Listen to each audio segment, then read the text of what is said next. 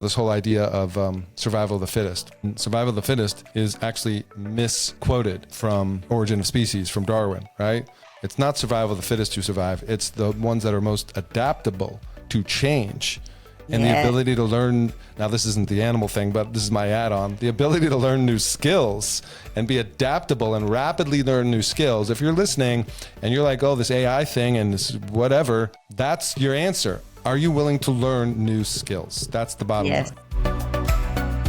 Hi, and welcome to the Loan Officer Team Training Podcast. My name is Irene Duford. I'm your host, and I'm super excited to have with us today Geoff Zimpfer. We just got introduced, I guess virtually you would say, but we've been virtual friends for a while, and I have your book, Disrupt or Die, and I've heard all about you, but I have never formally been introduced to you. So I am super excited that Arjun introduced us and we were able to have a great conversation the other day. And I'm excited to have you on the podcast, Geoff. Same here. I've been a kind of a closet fan follower of yours for some time. I know you've made a big impact with a lot of loan officers around the country. I come here and I want to learn from you. So maybe I'll secretly steal some wisdom from you today. I love it. You have the Mortgage Marketing Institute. Tell us about that first, and then I'm going to ask you some other things that you do to help loan officers. Yes. The idea behind the Mortgage Marketing Institute, going back upwards of maybe a decade now, it's the intersection of my two passions,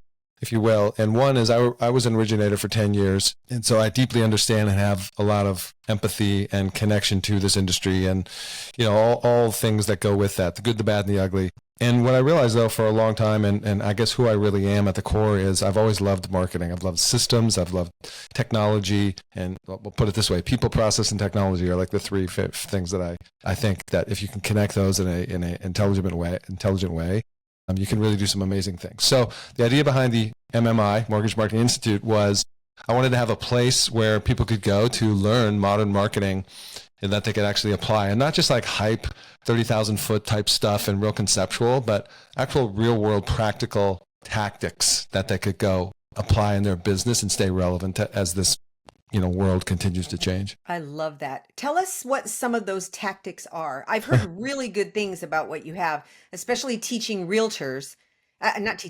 teaching loan officers how to get more realtors without having to cold call, without having to pay for leads. But tell us what Mortgage Marketing Institute, what you offer in there for loan officers. Yeah, well, it's like anything, right? You have this grand vision and there's lots that I want to do or could do, but I can't do everything all at once. So you have to decide where can I have the biggest impact in the shortest time. And so for me, what I went back to is what built my business as an originator with realtors and referral partners, which is leading with classes and education, right? Because everybody knows, the cold call, the door knock, the open house, whatever. And of course, we have social media now, and there's that opportunity. But here's what I found, even with all the noise of tech and AI and all the things that are coming at us, when it comes to the referral relationship, realtor and loan officer, it's still very much a relationship, trust-built business. Now, how you get to that is where I come in. There's lots of ways you could do it. I have just found myself personally and through all the interviews I've done that the number one way to scale your agent awareness and engagement is by leading with educational classes, because it does so many things simultaneously, right? Whether it's in person or virtual, let's just face it, there's 5 reasons why most loan officers don't get enough realtor referrals, right? And real quickly, those 5 reasons are: number 1, they're talking to the wrong realtors. They're talking to the agents that don't have the business, plain and simple. Number 2, they have a pretty weak value proposition, which is, why should I choose you, right? It's certainly not rates and products and things like that. That's usually, unfortunately, what people lead with is rates and products. And so it's not that. The third reason is, and this is usually the biggie for most, they're just not talking to enough people. Bottom line. And then it's like, okay, well, how do I solve for that? We'll get to that in a moment. But number 4 is the agent is already loyal to their current lenders, which is great. And then number 5 is you just haven't established trust yet. So I've spent a lot of time thinking about and I think in probably that covers the basis for why a loan officer may not be getting enough realtor referrals is those reasons. And the one, when I pull loan officers on webinars and everything, they're honest, and it's number 3, they self-admit that they're not having enough conversations and or they're talking to the wrong agents. So what does that come back to? It comes back to a scale game, right? Numbers. How are you going to scale your reach and engagement with the right realtors? You and I both know it's not going to be cold calling. It's not going to be door knocking and open houses, even though everything works. It just doesn't work equally well all the time for everybody. So I wanted to kind of flip the script and help originators build this platform through which they can attract versus chase and scale their conversations one to many with agent classes. I love it. I did agent classes when I was originating. I originated for 20 years, and I did that while nobody else was doing it. We were the only ones in town that were really doing a lot of education. And I remember we did a 6-part series.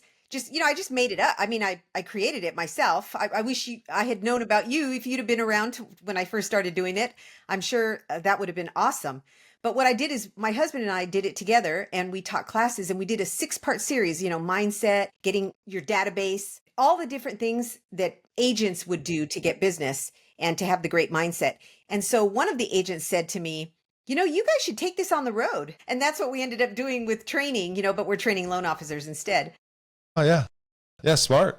Agents are hungry for education. Even Yeah. today, no matter what programs are out there, no matter what AI is out there, no matter what they can search, they want the face-to-face. They want to be able to ask questions and talk. And I love what you're doing. And my friend Liz told me what a great program you have and how she's utilized it a lot. So tell us about that specific program for agents. Well, if we go back to the conversations I've had with loan officers, and obviously teaching classes isn't new per se, right? It's been around quite a long time. It's just a question of how many people are willing to do it. And then the biggest objections or roadblocks that originators have with doing it is, number one, coming up with the content, right? Because it does take time to put together a quality class.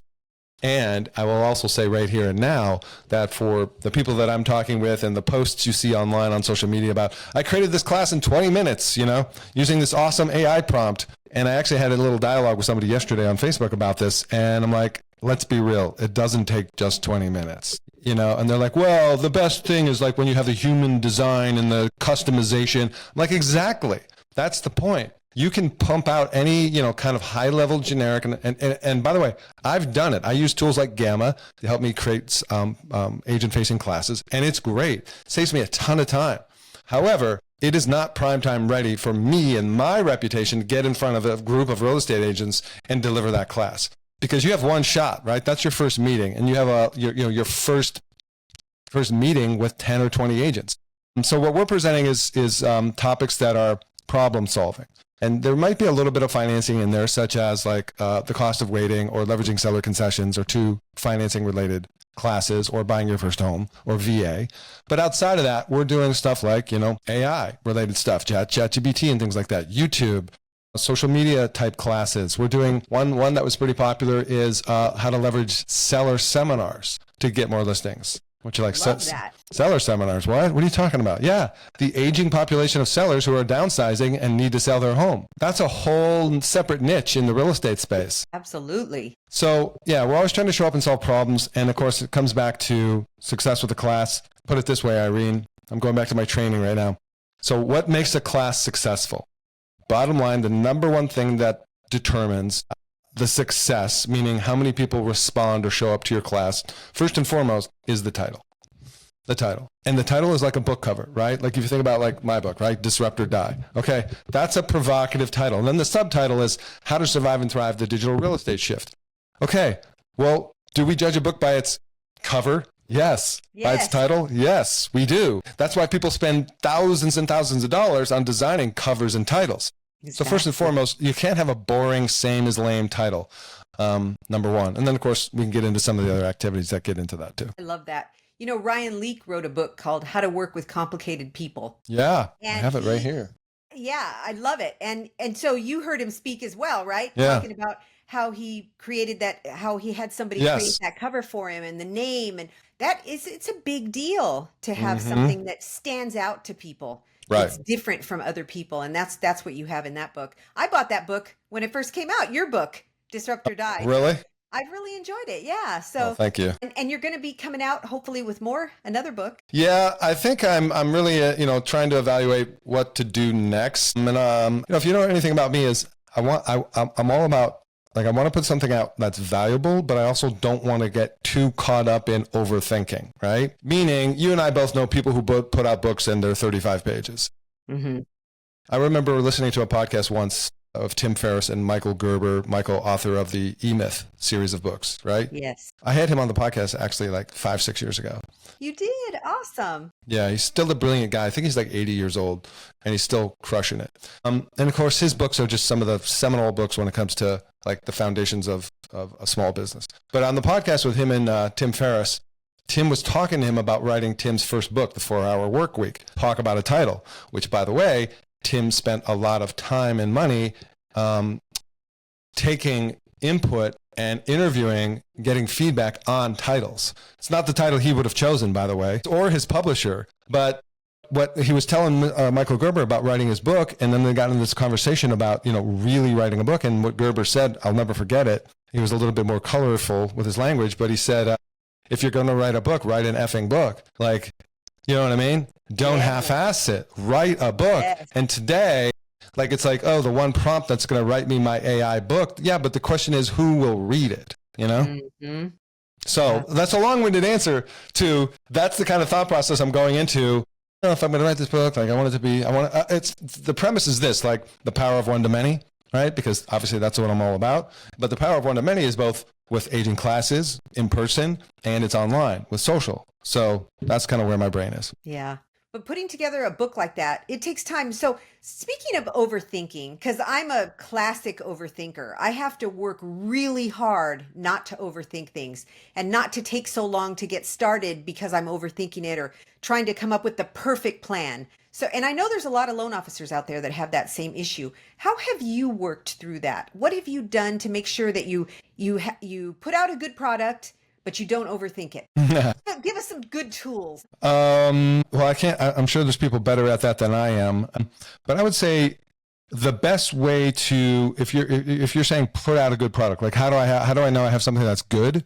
I think, you've got to get back to that MVP, minimum viable product, version 1 of that. Just like they do with software, just like you see doing with AI, and they have, right, GPT-2, 4, 5, all that stuff. You've got to put something out there in the market because the best feedback you're going to get is from actual users. Yes.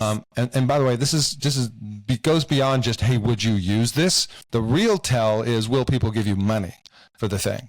So if you're launching a product and you can get an MVP and have some minimal price for that because if people are willing to give you some sum of money, then it does have a certain amount of value. So that's first and foremost there. The other thing too is I've been using AI a lot for my brainstorming partner. Whether you give it certain criteria, upload frameworks based on other authors, speakers, coaches, or whatever, or give it very specific instructions of what you're trying to do, and then give it examples that it can pull from. In the case of a book, for example, right? I'm using examples of like StoryBrand from what's his name, Donald Miller and others, and just build this entire framework and then be like, okay, here's what I'm trying to do. And then I actually have a conversation with it, like you and me talking to each other right now. Yes. And by the way, a little trick, I don't know if anybody's tried this yet, is I've gotten away from typing because I hate typing. I make so many errors. And the easiest thing to do is just do the dictation. Put your earbuds in, turn your microphone on, and just literally talk to it. Yes. It's so much smoother. Great tip. Yes. I don't do that enough. I need to do that more. And I don't enjoy typing. Yeah, me either. And it's so literally think of the concept of digital assistant. And I've found that the output is better. The time is decreased because I don't have to write and type and correct. And how you write is different than how you speak. And it can understand context when it actually captures the context and tone and pitch of your voice. Love that. You're really great at AI. I know you're speaking on a panel coming up. Tell us about what you're doing with AI. Yeah, so the panel is going to be at the Sales Mastery event in Dallas. And of course, now Todd Duncan's teamed up with Momentum Builders, Don and Gino over there. And I'm really honored to be on that. I've done it twice on Don and Gino's show already. So it was kind of, I guess, a natural progression. What I'm going to be talking about there, this is, Gino asked me to start with kind of, where would somebody start with the fundamentals of AI right now without getting too complex and things like that. And the first thing I would say about this is, and we talked about this on Don and Gino, myself and the other panelists, I think just yesterday. And I think it's important to state this, is that there's a lot of noise around AI, right? And that you've got to be careful of the noise. Because at the end of the day, when I'm thinking about what I'm going to do for the AI panel is I'm always bringing it back to, does this help me achieve this particular goal or task in my job? for example, right? Life, career, whatever. For example, what's an example of that? A lot of the hype right now around the digital avatars and things like that, and cloning you and making the videos of you. I think that's wonderful. It's great. I think it has its place, but I don't think it's quite. I think it's inappropriate for most people right now. Let me put it that way. I think that's not the right use case for most people for AI right now. We can get in all of the reasons why in terms of, is it really ready for prime time or whatnot? Is that what your clients want? I think the problem with some of these AI things, let's put it this way. I remember I interviewed Joe Welu, CEO of Total Expert. He said it best. He said, right now people are setting everything on fire with AI. And they're just like, let's just friggin' light it up with AI. And it's wrong. It's creating a lot of wrong use cases. So back to the fundamentals. How can you use it to help you streamline content? For example, one of the ways that I'll tell you that we're talking about on the panel is when you're having conversations just like this, you and me, when you're having a conversation with a client or referral partner or a Zoom conversation, repurpose that content in multiple different ways. Like from this, you and I both know we're going to create shorts. Yes. Short form video, whatever. You can create a transcript and turn that into a blog post or an article or a newsletter article. If you're having consultations with buyers and referral partners, well, you can actually create a custom GPT with the coaching frameworks of certain coaching, right? Todd Duncan, or whoever else you like, and start to use that as a coach and a script coacher, meaning you can even make that where you're actually having a live dialogue with the AI. Back to the voice thing I talked about. There's the voice feature. It'll actually talk back to you. Right? Like it could be like Irene's voice saying, all right, Geoff, go ahead. Like, give me an answer to, rates. What is my rate? How would you answer that, Geoff? And then I answer it back to you. And then the GPT comes back and says, hey, you did a good job here. You could have done a better job here, right? You could have built more trust here. You know what I mean? So those are some of the ideas. I love that. Yeah. You also have a great podcast that you do, Mortgage Marketing Radio. You've told me you've had over 400 interviews. That is amazing. And how long have you been doing it now? I think it's 9 years. Wow. You were doing podcasts way before a lot of people got in the podcast market, right? It was just me and David Licken, I think, back then. And then all these people bubble up with podcasts. Yeah, so it's almost 400. I'm approaching it. That's the other thing that I'm going to spend some time thinking on come November. Is I'm going to start to turn things down and just really evaluate what do I want to do next with my content around the podcast. Yeah. And really focus, right? It sounds like you're thinking, what is the best use of my time and how can I help people the most?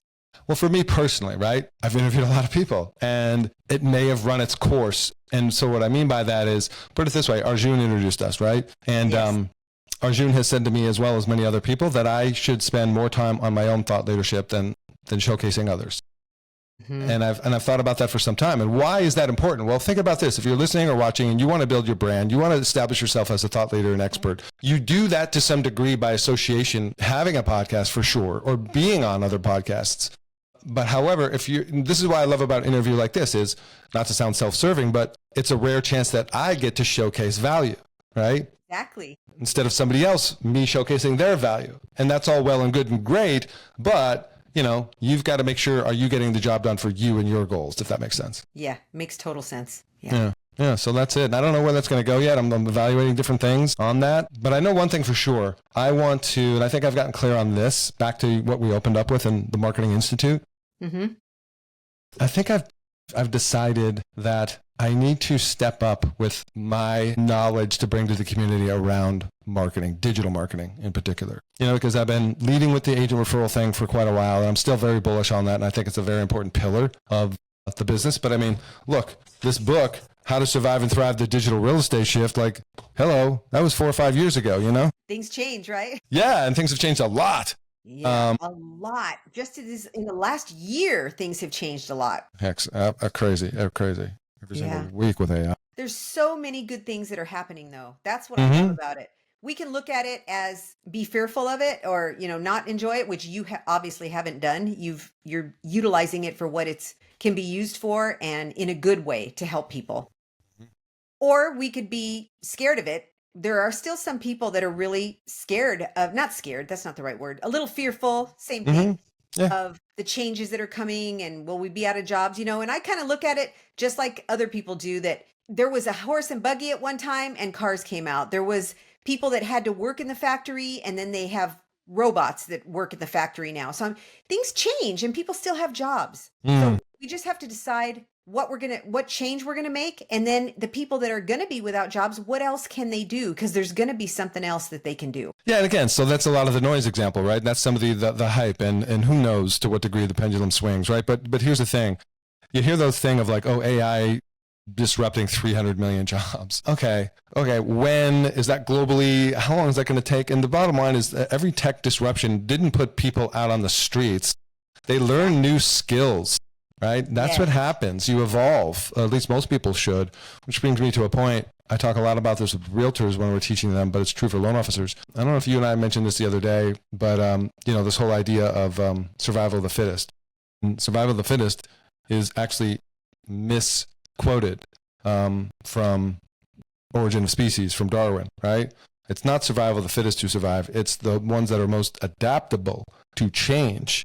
And the ability to learn, now this isn't the animal thing, but this is my add-on, the ability to learn new skills and be adaptable and rapidly learn new skills. If you're listening and you're like, oh, this AI thing and this whatever, that's your answer. Are you willing to learn new skills? That's the bottom line. As a mortgage advisor, you know that having a high-performing loan team is critical to building a successful business. But training them can be time-consuming, and it can detract from more important tasks like generating leads and growing your business. That's where we come in. We created Loan Assistant Mortgage Training Bootcamp, a self-paced online course available immediately to train your team, including newer loan officers on how to actually do mortgages. Our course takes them step by step through the process from taking a complete loan application to creating effective communication with clients, referral partners, and team members. When they complete the class, they will have the training to be an asset to you and your mortgage business. Visit loanteamtraining.com and navigate to the Loan Assistant Mortgage Training Bootcamp tab to review our course details and enroll. With our training, you can confidently delegate and devote your time to growing your business even more. If you have any questions or want to find out if it's a good fit for your team members, you can go to talktothetrainers.com and set up a time to talk about it. Absolutely. We can have a growth mindset or we can have a fixed mindset. Yeah. And if we don't want to change, then that's our fixed mindset right there. And speaking of mindset, I would love to talk to you about what you do on a daily basis to have a positive mindset when things are going crazy around you. You and I both have really busy schedules this month in October. We were talking about it before we got on. And we could sit there and go, oh man, it's just crazy. There's too much going on. Or we could do what you and I have done. And that is, it's a good problem to have. We're lucky, happy to help people as much as we can. It's just all happening in 1 month. Yeah. So what do you do to have a positive mindset to change your self-talk when it goes down the wrong road, which happens to all of us at some point? Yeah, it's a great question. To be honest with you, my first answer is I'm trying to spend more time rooted in a morning prayer session. So that, I know that's not right for everybody, but it is for me. And, we all go through our little evolution or process of what that relationship is or looks like over time. But that's kind of where I'm trying to start more often and grow in my kind of maturity and walk with that, if you will. And then on top of that, I think I've been conditioning myself for many, many years around a growth mindset. Whatever it is, I remember when I was in my 20s, so this is going back a ways. And I was reading books. I remember I was living in Maine at my parents' house. I don't know if you know this about me, but I actually, I think I was 23 or 25, I drove across country from Maine to San Diego to get a job working for Tony Robbins. I did not know that. Tell us about it. Yeah, so that story is, I really started getting into personal development back then, and I started reading books like The Power of Thinking Big by Norman Vincent Peale, I believe it was. And then, all the other books, right? Clement Stone and Think and Grow Rich and all those stuff. So I was just like consuming that information. And then what happened was I read Tony's first book, Unlimited Power. And it was the very first book that for me, I felt like it opened my eyes and revealed to me that I am 100% in control of my life, of my attitude, my reactions, my beliefs. And like that was actually earth shattering to some degree. I'm like, wait a minute.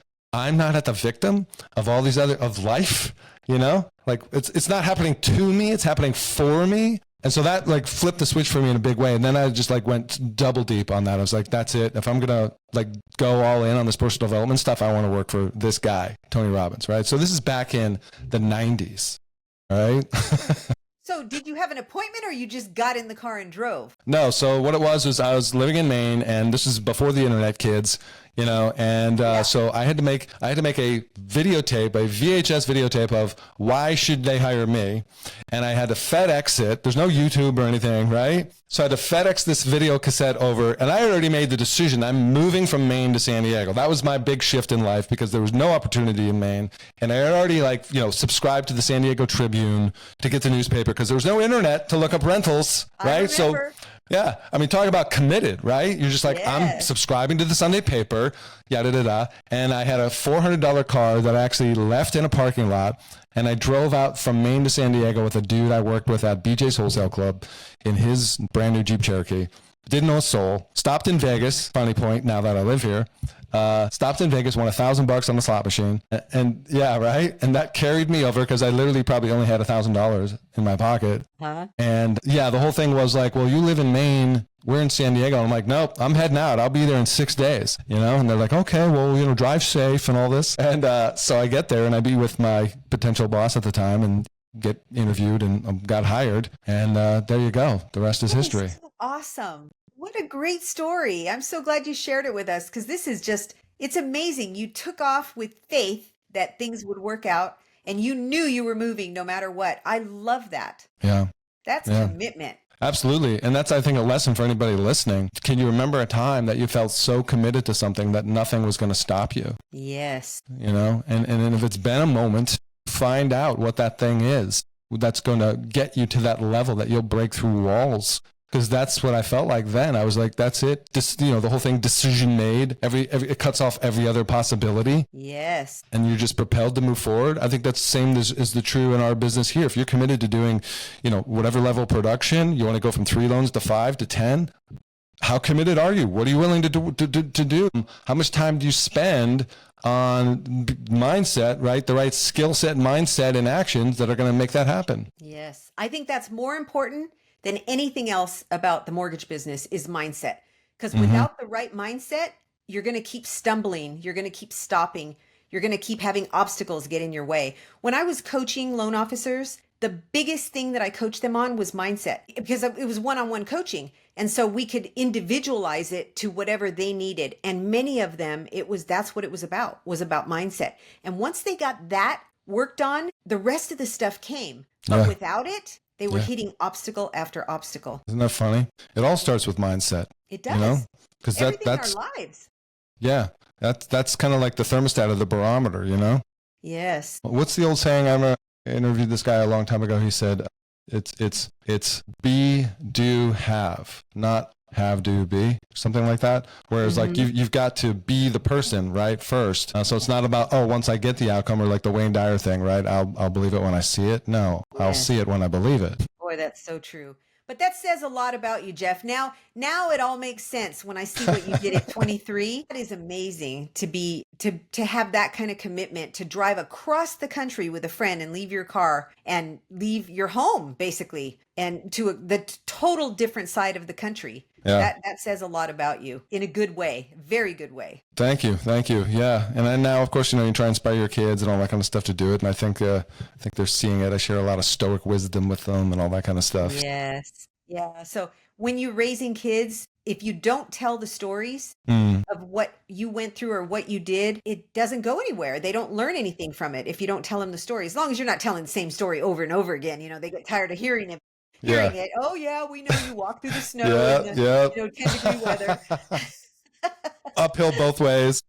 That's right. But those stories, to us, they're normal stories. Yeah. But they're not normal to other people. And, it reminds me, last year I was an author with Ginger Bell in the book Leadership Matters. I was one of the authors and I wrote a chapter in it. And it was my first time doing that. And now I'm going to be writing another book. But what I was going to say is that being an author and having to think back to when I was 19 and got into the business world, I was only 18, 19, and I was managing 19 people when I was 19 years old. Wow. And that seemed normal at the time. Kids that are people that are doing things, it feels normal for us to do things. High achievers, like you, Jeff, high achievers. It feels normal when you're doing things. but to other people outside that are seeing you, it's not normal. It's way above average. That's such a good point. It's like, you ever heard Dr. Benjamin Hardy talk about your floor and raise your floor? Yes. Most people talk about raising their ceiling. He's like, no, raise your floor. Yes. And that has to do with mindset and your self-talk Right. and everything. Like what I just thought of when you said that is because your floor, our floor, was normal to be higher than most other people's floor. They see that as not normal and wonder, how do you do that? And you're like, dude, this is just like me during the day. Like, you know what I mean? Normal. Yeah. It's normal. But now that I'm older and I'm wiser, I look Mhm. back and I think, wow, that was not normal. That was exceptional. But Yeah. you don't It's think also, that at the time. no, but I think it's also good to remember to reinforce that, to go back and always reconnect to those memories. Yes. You know, because I think of the Tony Robbins thing, right? Like he has this thing called references, or like a table with legs, right? And so the more legs that are under that table, the stronger the table.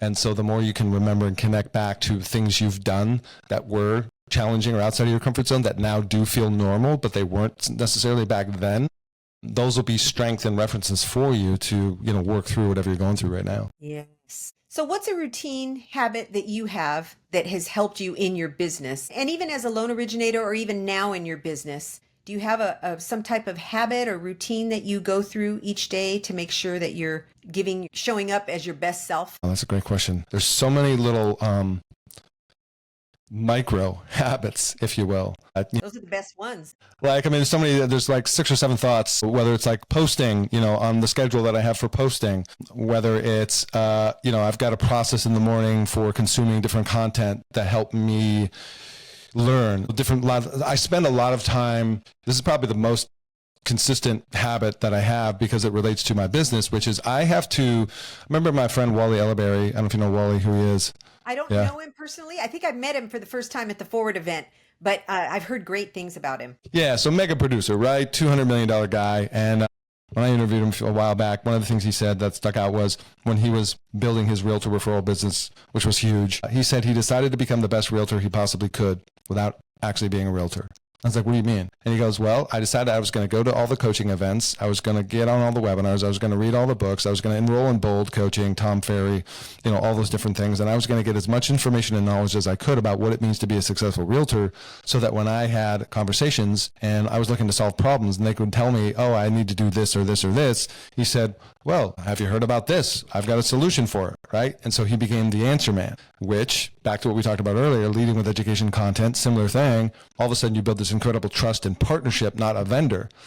So a little bit of a roundabout way for me to say, like, I spend a lot of my time of Tom Ferry and the webinars and the coaching platforms that I invest in so that I can better understand what are the struggles that a real estate agent has so that I can equip my loan officers with how to go help them do that, if that makes sense. That makes total sense. I love it. Yeah. Other than the usual stuff, right? Keep healthy, work out, exercise, Yeah.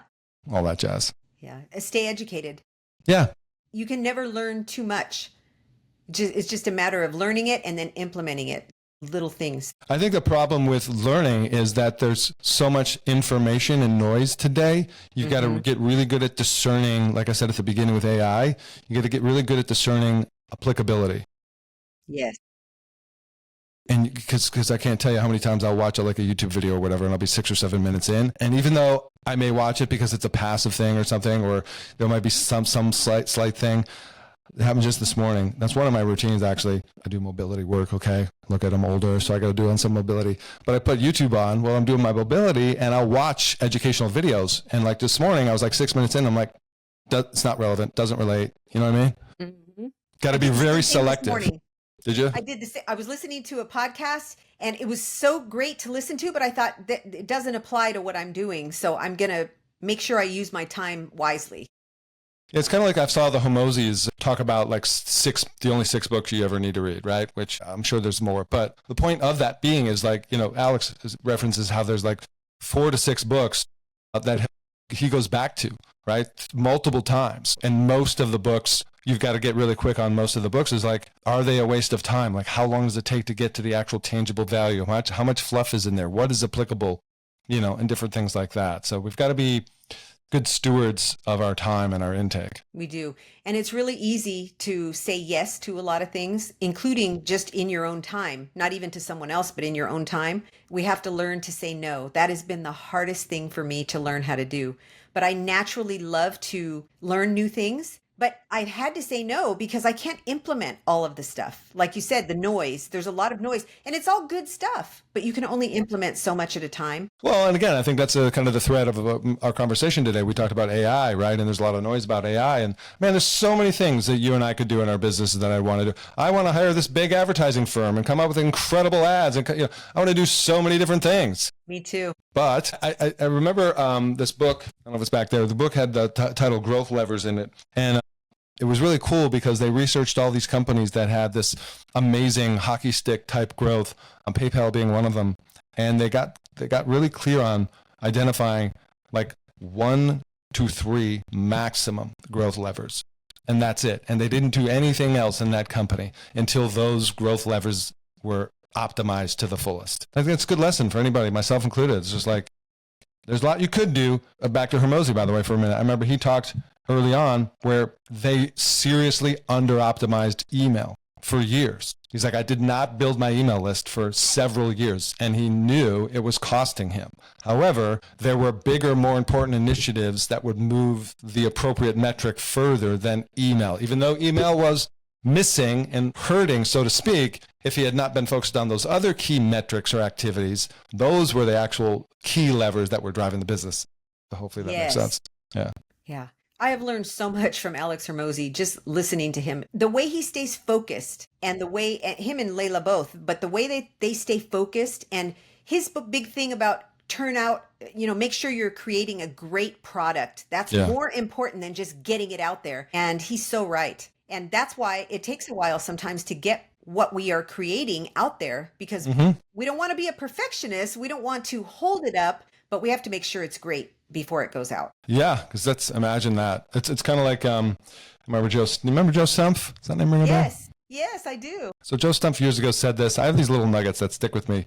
Joe Stumpf said, does the external perception match the internal reality? I was like, ooh, that's a keeper. Sock that one away. Because it's, so much today is like, it's easy to promote and get hyped and see all the stuff online and, all the friggin' clickbait titles that are lots of BS. And it's just like, get down to, okay, what's real, So be wary of that in your business. If you are over-promising and under-delivering, that's obviously a huge error. Yes. I've learned from Neil Dingra, over-promise and over-deliver. And it's so true. And he does that. He overpromises and over-delivers. And not overpromise, but, bring the best. Bring the best and give your best and then deliver the best. That's the biggest thing is do what you say you can do. And world class. And do it world class, exactly. Yeah, because your reputation is the most important thing. Exactly. Because it will be ruined quickly if you don't do that. So what words of wisdom, what encouragement do you have for loan officers in today's world? We're in October 2025. And what encouragement do you have for loan officers? That's a great question. It depends on, I guess, where people are at. I would say that one thing that comes up for me is like, keep going. I believe in you. I don't know if you've heard anybody tell you that lately, but I believe in you. If you're going through a valley right now, we all do. And it does get better if you keep going. But I also think you need to get around the right people. You know this very well, in the right rooms, because you can't succeed alone. There's no such thing as a self-made man or self-made woman. There's always some other person or people involved in that along the journey. So if you don't have that circle of people around you, a community, mentors, coaches, friends, whatever, get them because they'll help you through some of those tough times. They'll help sharpen your edge and give you that needed inspiration and even a shoulder to cry on sometimes when you need to. And then the other thing is I think from a more tactical side of things, remember at the end of the day, whatever you're doing, it should come back to conversations, right? Because it's conversations that leads to what we want, which is contracts. So whatever you're doing, online, offline, how does it lead to conversations? And if you're not clear on that, make sure you get clear. Love that. Mic drop. There we go. Thank you so much, Geoff, for being with us today. It has been amazing talking with you, learning from you. And where can people reach you? Good question. I'd say probably the best place if you want to engage with me more is Mortgage Marketing Radio. You can just Google it or go to mortgagemarketingradio.com. That's where to engage with the podcast. We've got some good episodes coming out and, good ones that we've obviously done. Other than that, probably you can find me on LinkedIn or Instagram or YouTube. How's that? That's great. I love it. So check him out. Check out Geoff because he has some amazing programs, amazing coaching, just really, really good stuff. And it's been an honor to get to know you better this week, Geoff. It's been great. And thank you for taking your time to be on today. It really means a lot to me. So Pleasure. Thank everybody you. enjoy your day. And thanks again, Geoff. My pleasure.